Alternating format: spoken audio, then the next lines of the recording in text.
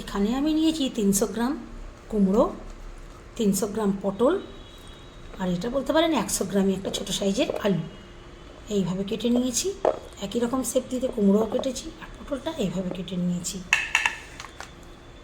আর এখানে নিয়েছি চিংড়ি, আর এখানে সমস্ত রকম মশলা, পেঁয়াজ, আদা রসুনের পেস্ট, কাঁচা লঙ্কা আর সর্ষের তেল।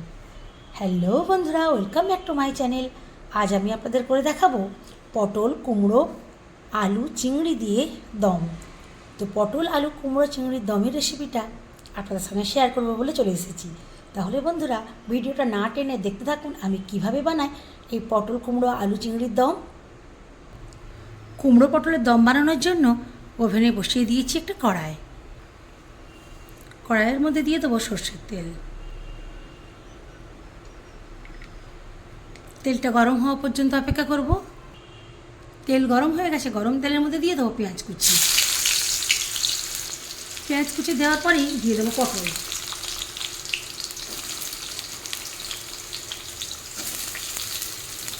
পেঁয়াজের সঙ্গে পটলটাও ভাজতে থাকবো। আর আমি যতটা তেল লাগবে সমস্ত তরকারিতে একেবারেই তেলটা দিয়ে দিয়েছি। আপনারা চাইলে আলাদা আলাদা পটল, আলু, কুমড়ো ভেজে নিতে পারেন। পটলের মধ্যে হালকা একটু নুন ছিটিয়ে দেবো।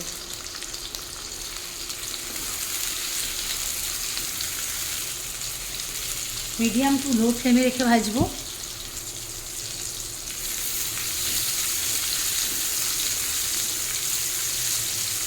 ফ্লেমটাকে মাঝে মধ্যেই হাই আর মিডিয়াম টু লোতে রেখে ভাজতে হবে। যেটা যেমন সুবিধে মতো হবে আপনাদের ঠিক সেইভাবেই ভেজে নেবেন।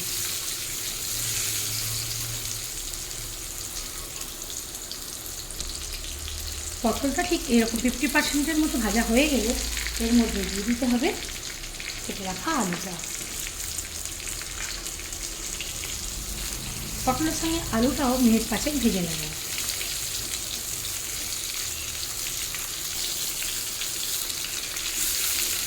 পটল, আলু ভালো মতো ভাজা হয়েছে। এখন এর মধ্যে দিয়ে দেবো কেটে রাখা কুমড়ো। কুমড়ো দিয়েও ভালোভাবে ভাজতে থাকবো। কুমড়ো দেওয়ার পর তেলটাকে আমি লোতে করে দেবো।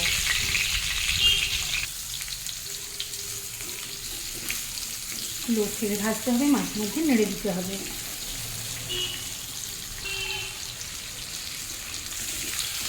আবারও ভালো করে নেড়ে দেবো আর ভাজতে থাকবো। এই সময় তেলটাকে আমি কিন্তু হাইয়ে করে দেবো। আরও মিনিট 2 ভেজে নেব। হাই ফ্লেমে 2 মিনিট মতো ভাজা হয়ে গেছে। এখন এর মধ্যে দিয়ে দেবো চিংড়ি মাছটা। চিংড়ি মাছটাও সবজির সঙ্গে ভালো করে ভাজবো। মিনিট খানেক হাই ফ্লেমে ভাজবো, তারপর মিডিয়াম টু লো ফ্লেমে আরও 3 মিনিট ভেজে নেব।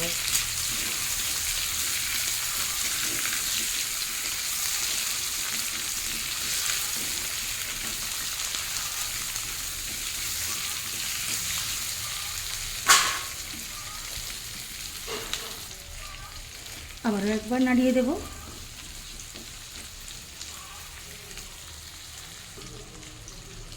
আবারও একবার ভালো করে নাড়িয়ে দেবো। দেখুন এইভাবে মিনিট 3 আবারও ভাজানো হয়ে গেছে। এখন এর মধ্যে দিয়ে দেবো আদা রসুনের পেস্টটা। ফ্লেমটা এখন হাইয়ে করে দেবো। আদা রসুনের পেস্টটা পটল, চিংড়ি, কুমড়োর সঙ্গে ভেজে নেব।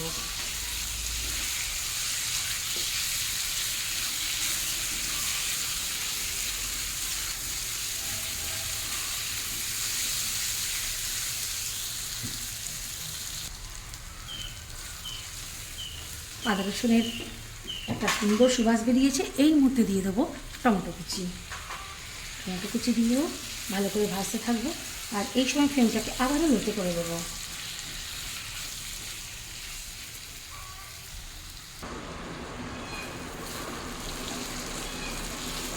দেখতে টমেটো গলতে শুরু করে দিয়েছে, আদা রসুনের কালারটাও কেমন চেঞ্জ হয়ে গেছে। এখন আমি এর মধ্যে দিয়ে দেবো সমস্ত মশলা।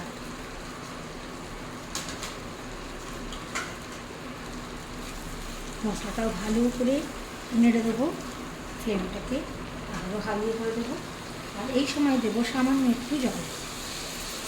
যাতে করে মশলাটা ভালোভাবে কষানো যায়।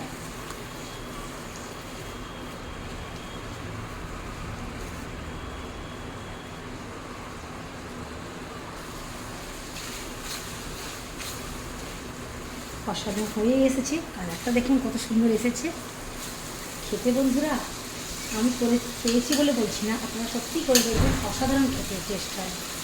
এখন দিয়ে দেবো প্রয়োজন মতো জল। যে যেরকম গ্রেভি খাবেন সেরকম দেবেন।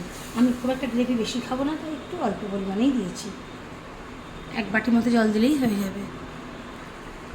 জল ফুটতে শুরু করেছে, এখন দিয়ে দেবো গোটা 3টে কাঁচা লঙ্কা। ঢাকা দিয়ে মিনিট 5 হতে দেবো, মিডিয়াম টু লো ফ্লেমে। 5 মিনিট পর ফিরে আসলাম, একবার নাড়িয়ে দেবো। আর এই সময় আমি নুনটা চেক করে নেব।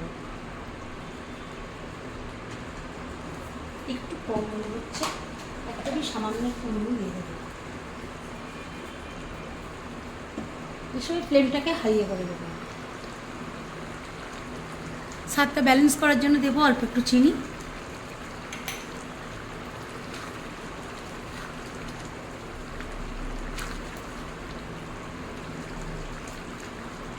চিনিটা খুব ভালো মতো করে মিশিয়ে দিয়েছি।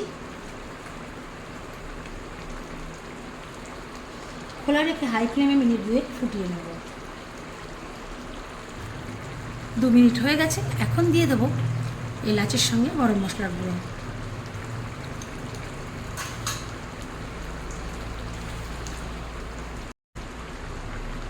চাইলে আপনারা ঘি ইউজ করতে পারেন, বাট আমি আজকে এতে ঘি দেবো না। ঢাকা দিয়ে ওভেনটা অফ করে দেবো।